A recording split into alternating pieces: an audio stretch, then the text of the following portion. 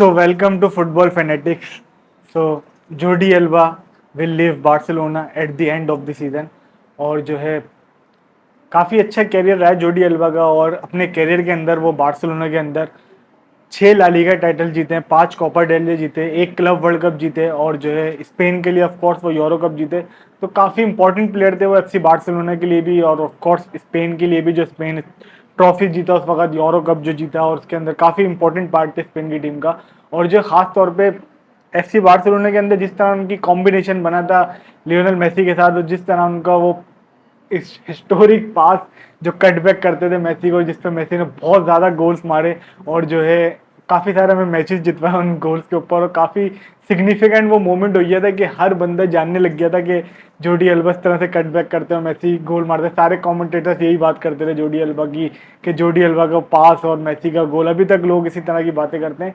तो यार हमारे लिए तो वो ऑफकोर्स बार्सिलोना के लिए ऑफकोर्स लेजेंड है फुटबॉल के, one of the best left back of all time है, नो डाउट अबाउट इट। और जिस तरह उन्होंने इस जनरेशन के, फॉर मी मार्सेलो के साथ, of course he is the best left back. मुझे कोई इसके अलावा नज़र नहीं आ रहा कि इतने हाईएस्ट लेवल के ऊपर इतने साल तक कंसिस्टेंसी के साथ जो ट्रॉफीज भी जीता है और इतना हाईएस्ट लेवल पे परफॉर्म करा। तो मार्सेलो ओनली प्लेयर है जो इस लेवल के ऊपर था, बट जोडी अल्बा ऑफ कोर्स मार्सेलो से ज़्यादा बेटर थे डिफेंसिवली। सो जोडी alba for me the best left back of जिस लास्ट जनरेशन।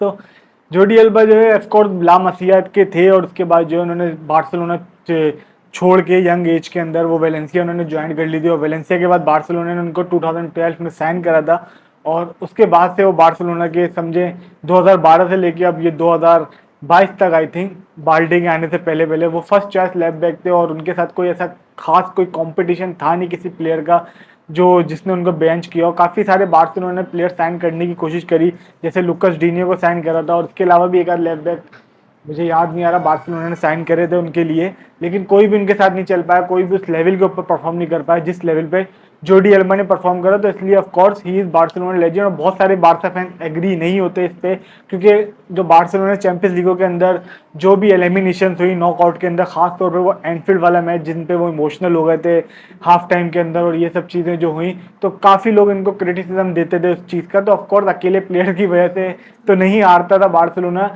लेकिन हाँ मिस्टेक्स हुई हैं उस वक्त और जो भी मसले मसाइल थे, लेकिन still he is a legend. और जिस तरह उन्होंने कंसिस्टेंसी बार्सिलोना के अंदर दिखाई ओवरऑल, उसके बाद जो उनका जो बेस्ट सीजन जो आया था ना, आई थिंक फॉर मी, जब वो एर्नेस्टो वाल्वर्डे को बार्सिलोना ने साइन करा था और नेइमार जूनियर जब गए थे ना बार्सिलोना छोड़ के, फॉर मी द बेस्ट उनका जो एरा एरा कहना चाहिए कि बेस्ट उनका फॉर्म जो है उस वक्त स्टार्ट हुई थी। जिस तरह उन्होंने वो पूरा फ्लैंक उनको दे दिया था एर्नेस्टो वाल्वर्डे ने, क्योंकि विंगर कोई खेलता नहीं था, सुआरेज और मेसी अकेले आगे खेलते, तो पूरा उनके पास स्पेस, पूरा फ्लैंक उन्हीं के हाथ में था। उस वक्त जो उनके सबसे ज़्यादा सारे उनके असिस्ट सब कुछ उन्होंने उसी वक्त सबसे ज़्यादा आए उनके, जब वो अकेले उस विंग को ऑपरेट कर रहे थे। और उसी के उस टाइम ही वो जो है वो कॉम्बिनेशन प्ले जो बना था मेसी के साथ, जो मेसी बिल्कुल लेट रन करते थे और एल्बा उनको कट बैक करते थे, और मेसी ने काफ़ी सारे गोल्स और काफ़ी लास्ट मिनट गोल्स मारे। और फेमसली अगर आपको याद हो एल क्लासिको में जो गोल मारा था 2017 में, जो बार्सिलोना ने 3-2 रियल मैड्रिड को हराया था, तो वो जोडी अल्बा की, थैंक्स टू जोडी अल्बा के, उन्होंने काफ़ी वेट करते थे, बहुत ज़्यादा क्रिटिसिज्म भी करने लग गए थे बार्सा फैंस जो है उनके ऊपर, क्योंकि वो और किसी को पास ही नहीं देते थे, वो सिर्फ मेसी का वेट करते थे कि मेसी आएंगे तो ही पास देंगे। तो ऑफकोर्स उससे बार्सिलोना को फायदा ही होता था, क्योंकि आप मेसी जैसा प्लेयर जब पीछे आ रहा है तो आपको जाहिर सी बात है उसका वेट करना पड़ेगा। और मेसी ने पूरा पूरा एडवांटेज लिया उनके जो है पासिस का, और बहुत सारे गोल्स उन्होंने स्कोर करे मेसी ने।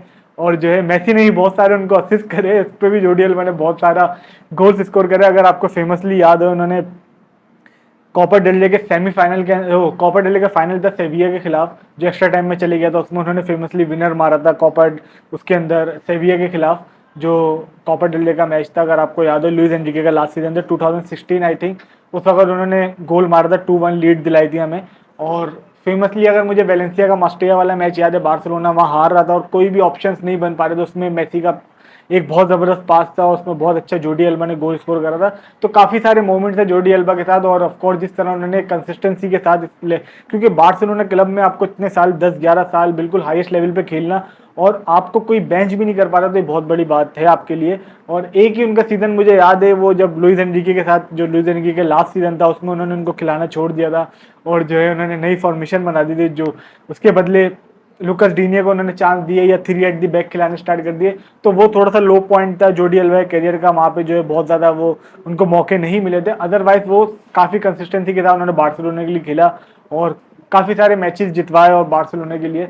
और ऑफकोर्स अब रिटायर हो चुके हैं, सॉरी रिटायर मतलब बार्सिलोना छोड़ देंगे, तो लेट्स सी कौन सा क्लब नेक्स्ट ज्वाइन करते हैं। सो जोर्डी अल्बा की हो गई ये बात। अब जो है थोड़ी सी जुबीमेंडी की बात कर लेना। जो अभी रूमर्स और रिपोर्ट्स के हिसाब से ये आ रहा है कि Barcelona wants to sign Zubimendi और Xavi wants to sign Zubimendi of course, क्योंकि जो है किमिक का तो काफ़ी ज़्यादा मुश्किल लग रहा है और जुबीमेंडी ऑफ कोर्स के परफेक्ट रिप्लेसमेंट हो सकते हैं सर्जियो बुस्केट्स की, क्योंकि ऑफ कोर्स एक ही ला लीगा के अंदर खेलते हैं, एक ही लीग के अंदर मतलब खेल रहे हो, बुस्केट्स को फॉलो करते आ रहे हैं। बिल्कुल आपने देखा होगा ला रियल का जो मैच ही है अभी जो बार्सिलोना के खिलाफ हुआ, उसमें किस तरह से उन्होंने बॉल विन करी थी फ्रैंकी दियोंग से, जिस पे गोल पड़ा। तो एक अच्छे एग्रेसिव प्लेयर हैं और मॉडर्न एरा के प्लेयर हैं और जो है काफ़ी अच्छा कंट्रोल बॉल के ऊपर, काफ़ी टेक्निकली गुड है, तो परफेक्ट रिप्लेसमेंट हो सकती है। बट पर्सनली तो मैं चाहता हूँ कि बार्सिलोना किमिक या रॉड्री जैसे प्लेयर को साइन करे, बट ऐसा नहीं हो सकता क्योंकि बहुत ही इम्पॉसिबल सा टास्क लग रहा है कि उन दोनों में से किसी प्लेयर को साइन करना। ऑफकोर्स मैनचेस्टर सिटी तो नहीं छोड़ेगा रॉड्री को, और किमिक का ही बहुत मुश्किल लग रहा है कि वो बायरन किमिक तो चाहते हैं आई थिंक ट्रांसफर, लेकिन बायरन म्यूनिख उनको नहीं छोड़ेगा, तो ये बहुत ज़्यादा डिफिकल्ट लग रहा है। तो जुबीमेंडी परफेक्ट चॉइस लग रहा है बार्सिलोना के लिए, लेकिन ला रियल भी मना कर रहा है कि उनको नहीं बेचेंगे।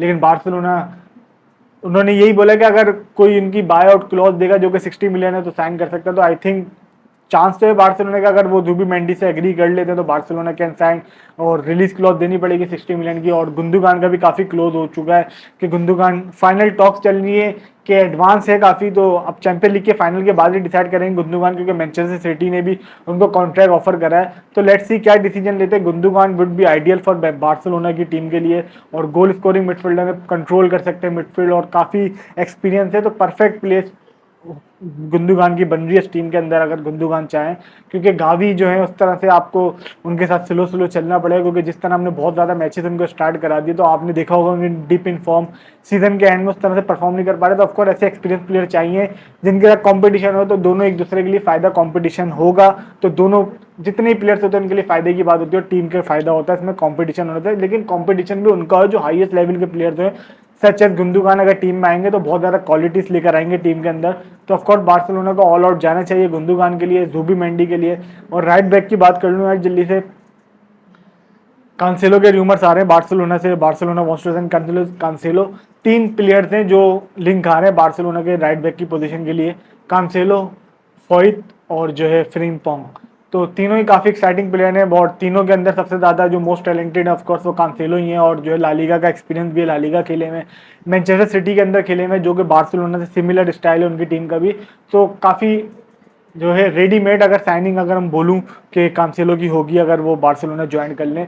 और राइट बैक की पोजीशन पे ऑफ कोर्स वो काफ़ी अच्छा मैच ड्रिबल कर सकते हैं, कंट्रोल कर सकते हैं, काफ़ी अच्छा उनका टेक्निकल एबिलिटी है, तो असिस्ट बहुत ज़्यादा करते हैं टीम के। मैनचेस्टर सिटी के अंदर भी आपको याद हो काफ़ी सारे उनको असिस्ट हैं, तो काफ़ी अच्छा अगर परफेक्टली साइनिंग जो है जिसके लिए बार्सिलोना को कोई टेंशन या कोई वो नहीं होगी, तो परफेक्ट साइनिंग है जो आके बिल्कुल क्लब की तरह फिट हो जाएगी बार्सिलोना की टीम के अंदर। तो Cancelo would be a perfect option, but still अगर बार्सिलोना को डिफेंसिवली साइन करना है तो I think Foyth would be a better choice for Barcelona. Foyth ने जिस तरह आपने देखा होगा विलारियल के लिए पूरा सीजन खेला और उसके अलावा भी वर्ल्ड अर्जेंटीना की टीम में भी काफ़ी कंसिस्टेंसी के साथ जब जब मौका मिलता है तो खेलते हैं, तो फोइट भी अच्छी चॉइस हो सकते हैं बार्सिलोना के लिए, लेकिन अटैकिंगली उनका वो प्लेयर नहीं है, तो Cancelo would be a perfect choice. तो यार वीडियो पसंद आई हो तो वीडियो को लाइक और अपने ओपिनियन बताना है कि बार्सिलोना को किन किन प्लेयर्स को साइन करना चाहिए, और जोर्डी अल्बा के बेस्ट मोमेंट्स जो आपको याद हैं वो आप कमेंट्स के अंदर बताना कि क्या हैं। और जो है जुबीमेंडी किमिक दोनों में से किसको लाना चाहिए, या कांसेलो फोइट और उसमें से क्या नाम है फ्रिम्पोंग में से किसको साइन करें, तो अपने थाउट्स और अपने कमेंट्स बताएं कमेंट सेक्शन के अंदर, ठीक है। वीडियो को लाइक और चैनल को सब्सक्राइब कर दें।